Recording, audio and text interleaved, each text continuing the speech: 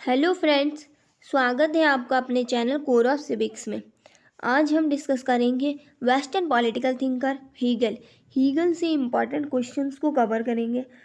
इससे पहले last lectures में हमने रूसो, प्लेटो, अरस्तु, हॉब्स, जॉन लॉक इन सभी को कवर किया था। अगर आपने उन वीडियोस को नहीं देखा है तो लिंक डिस्क्रिप्शन में है, जाकर देख लीजिए। सो बिना देरी के हम स्टार्ट करते हैं फर्स्ट क्वेश्चन से। हीगल का जन्म कब हुआ?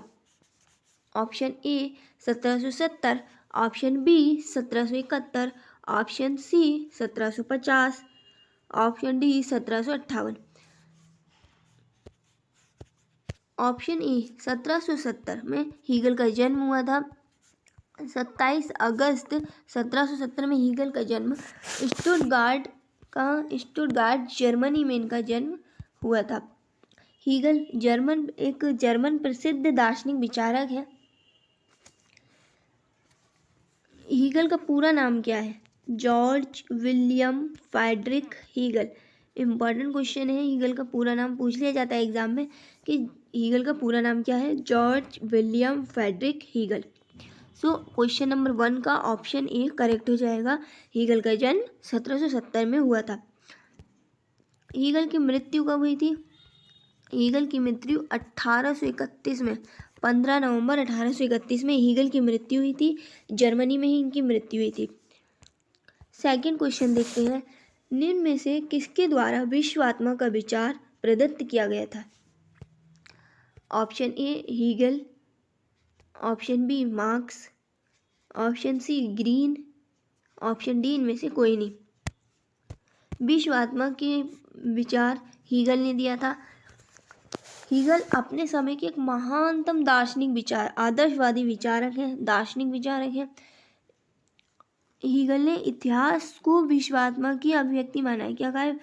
इतिहास को विश्वात्मा की अभिव्यक्ति माना। हीगल कहते हैं संसार में जितनी भी चीजें हैं, जितनी भी वस्तुएं, उन सभी का उद्भव किसने किया है? विश्वात्मा ने किया है। हीगल के अकॉर्डिंग विश्वात्मा कौन है? भगवान है। यानी कि संसार में जितनी भी चीजें हैं, उन सभी चीजों का उद्भव किसने किया है? भगवान ने किया है।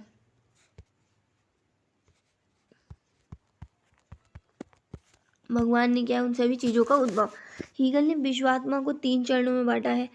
3 मतलब एक साइड हो गई पूर्वी देशों की, दूसरी हो गई आपके रोमन राज्य, तीसरी जर्मनी राज्य की साइड। तो विश्वात्मा का विचार किसने दिया है? हीगल ने। सेकंड क्वेश्चन का ऑप्शन ए आपका करेक्ट हो जाएगा। थर्ड क्वेश्चन, सामाजिक समझौता सिद्धांत में प्राकृतिक अवस्था का आशय क्या है? ऑप्शन ए राज्य के निर्माण में प्रकृति का योगदान, ऑप्शन बी राज्य के निर्माण पूर्व की अवस्थाएं, ऑप्शन सी राज्य की प्रकृति का अध्ययन, ऑप्शन डी उपरोक्त में से कोई नहीं। ऑप्शन बी सामाजिक समझौते सिद्धांत में प्राकृतिक अवस्था का आशय राज्य के निर्माण के पूर्व की अवस्था है। हीगल कहते हैं जितनी राज्य के निर्माण होने से पहले जितनी भी अवस्थाएं, वो सब भगवान ने हमें बताई है इतिहास के रूप में। सो आपका ऑप्शन बी करेक्ट हो जाएगा थर्ड क्वेश्चन का।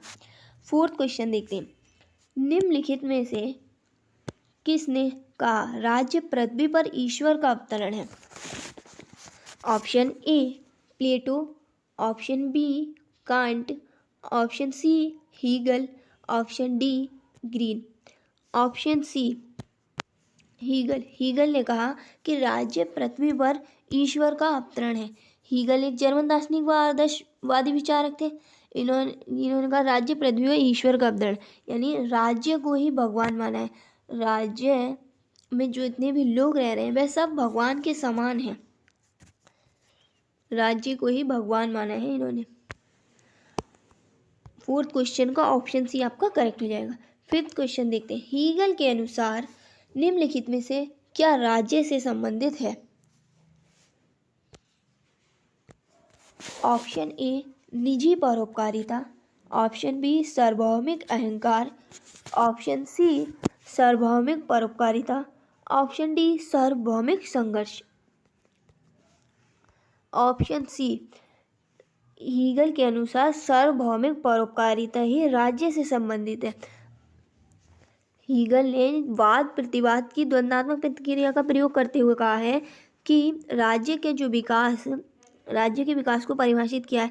हीगल कहते हैं राज्य का विकास किससे हुआ है? परिवार से हुआ है, और परिवार से नागरिक बना है, नागरिक से समाज बना है, और समाज से राज्य का निर्माण हुआ है।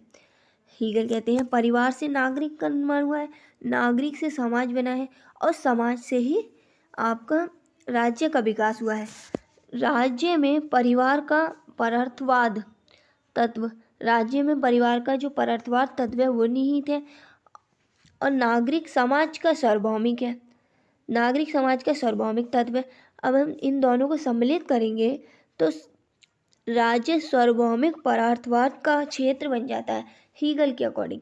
यानी हीगल कहते हैं परिवार से नागरिक बना, नागरिक से समाज, और समाज से ही राज्य का निर्माण हुआ है। परिवार का प्रेम व स्नेह के साथ रहना एक अच्छे राज्य का निर्माण होता है। तो आपका फोर्थ क्वेश्चन का ऑप्शन सी करेक्ट हो जाएगा, सार्वभौमिक परोपकारिता, सार्वभौमिक परार्थवाद तत्व। इन दोनों के मिलने से ही आपके राज्य का एक अच्छे राज्य का निर्माण होता है। 6 क्वेश्चन, निम्नलिखित में से कौन नागरिक समाज को जरूरत की अवस्था मानता है? Option A de Tocqueville, option B John Locke, option C Rousseau, option D Hegel. 6 question का करेक्ट आंसर हो जाएगा डी हीगल। हीगल नागरिक समाज को जरूरतों की व्यवस्था मानता है। नागरिक समाज की अवधारणा दी है हमने ऊपर पढ़ा अभी कि परिवार से नागरिक बना, नागरिक से समाज, समाज से एक अच्छे राज्य का निर्माण हुआ।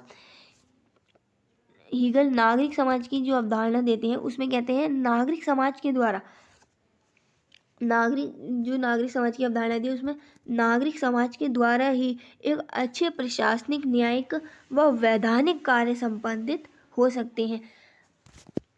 नागरिक से समाज बना, अगर नागरिक अच्छे होंगे तभी तो हम एक प्रशासनिक, न्यायिक, अच्छे न्याय और वैधानिक कार्य को संपादित कर सकते हैं। तो 6 क्वेश्चन का आपका करेक्ट आंसर हो जाएगा डी। 7 क्वेश्चन, अपनी किस पुस्तक में हीगल लिखते हैं बौद्धिक ही वास्तविक है और वास्तविक ही बौद्धिक है? Option A philosophy of right, option B phenomenology of the spirit, option C the science of logic, option D encyclopaedia of the philosophical science. बौद्धिक ही वास्तविक और वास्तविक ही बौद्धिक है। हीगल अपनी पुस्तक फिलॉसफी ऑफ राइट में लिखते हैं कि बौद्धिक ही वास्तविक है और वास्तविक ही बौद्धिक है।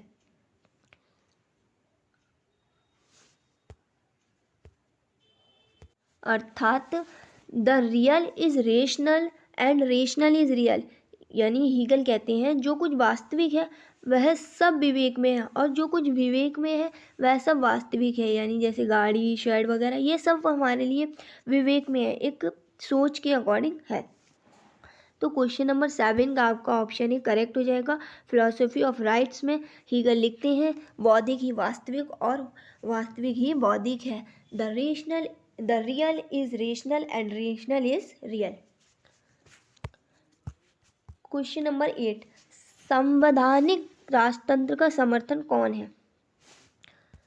Option A Hegel, option B Plato, option C Rousseau, option D Bentham. Hegel संवैधानिक राजतंत्र के समर्थक हैं।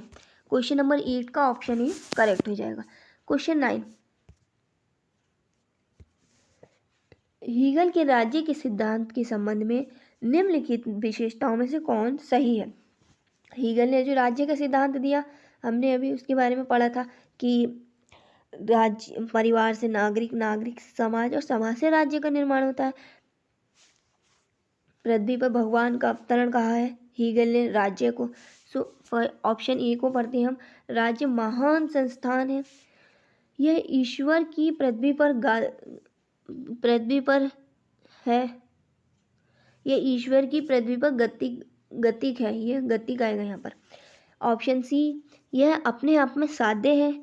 ऑप्शन डी, यह किसी नैतिक कानून द्वारा नियंत्रित नहीं होता है, क्योंकि यह स्वयं नैतिकता का सृजन करता है।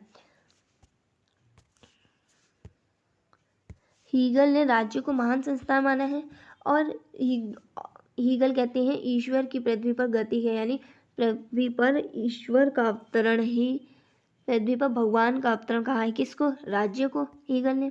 और यह अपने आप में एक साध्य है, राज्य अपने आप में साध्य है। ये नैतिक कानून द्वारा नियंत्रित नहीं होता है, क्योंकि ये स्वयं नैतिकता का सृजन करता है, क्योंकि ये परिवार से ही बना है। क्या? राज्य। परिवार से नागरिक बने हैं, नागरिक से समाज का निर्माण हुआ और समाज से ही राज्य का निर्माण करा है, इसलिए यह अपने आप में एक सृजन करता है। तो हीगल के अकॉर्डिंग आपका ऑप्शन ए करेक्ट है, ऑप्शन बी भी करेक्ट है, ऑप्शन सी भी करेक्ट है, ऑप्शन डी भी करेक्ट है। हीगल के अकॉर्डिंग आपके चारों ऑप्शन करेक्ट है। तो ऑप्शन ए देखते हैं, ए बी सी डी चारों सही हैं हमारे। 9 का ऑप्शन ए आपका करेक्ट हो जाएगा, ए बी सी डी चारों करेक्ट हैं। लास्ट क्वेश्चन देखते हैं 10 इस सीरीज का। यह विचार किसका है कि युद्ध हितकर है, क्योंकि इस देश में और राज्य भक्ति की भावना की पुष्टि होती है। ऑप्शन ए कौटिल्य है, option B Lenin, option C Mao, option D Hegel. 10 question का आंसर हीगल। हीगल कहते हैं युद्ध हितकर है, क्योंकि इस देश में राज्य भक्ति की भावना की पुष्टि होती है। 10 का आपका ऑप्शन डी करेक्ट हो जाएगा।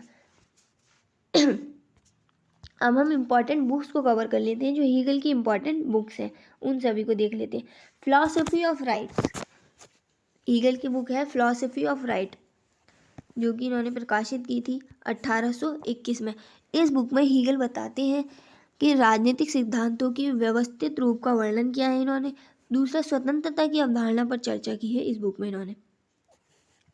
Second book phenomenology of spirit 1807 में, हीगल की पहली बुक है ये, फिनोमेनोलॉजी ऑफ स्पिरिट पहली बुक है जो कि इन्होंने प्रकाशित की थी 1807 में। Third book science of logic 1816 में आई। फिलॉसफी ऑफ हिस्ट्री 1820 में इन्होंने प्रकाशित की। थैंक यू फ्रेंड्स, कैसी लगी आपको video? Like share and comment करके ज़रूर बताइए। इसके बाद हम नेक्स्ट लेक्चर कार्ल मार्क्स को कवर करेंगे, उसके इम्पॉर्टेंट क्वेश्चंस को देखेंगे।